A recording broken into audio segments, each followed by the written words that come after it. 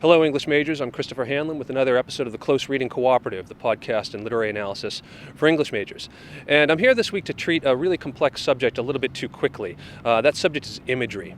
Now, imagery, as I'm sure you already realize, is the way in which some texts use images, little pictures of words, in order to create certain effects within texts.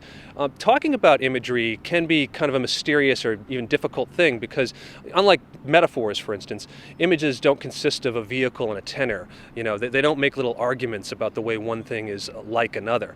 But nevertheless, they do sort of produce these associations.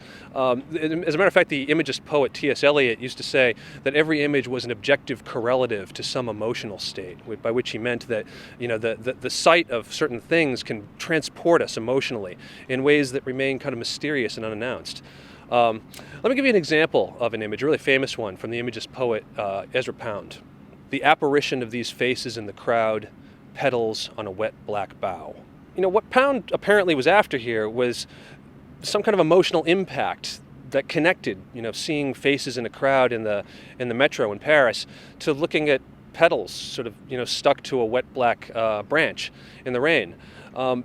If it creates an emotional state, if it works for us, as I say, it can become difficult to describe the mechanics by which that happens. Pound, I guess, assumed that, sort of universally, we're all going to respond to that image in the same way. And in that way, there's a lot that imagery and Imagist poetry owes to the ancient Japanese practice of haiku, which often sort of just presents the reader with an image under the assumption that we're going to draw some emotional association from that image. Let me give you an example of a haiku.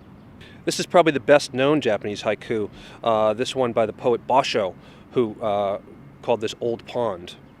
Old pond, a frog leaps in, water's sound. Now that spare sort of construction, right, that where we're presented the image and really that's it, we're not given any direction at all on how we should respond to it or think through it, is often the hallmark of Imagist poetry. Now, imagery is all over literature, not just in poetry, in novels and short stories and essays and everywhere. And so this week you should be looking for it and devising your own ways to talk about the emotional associations that those images bring up for you. So until next time, I'm Chris Hanlon with the Close Reading Cooperative.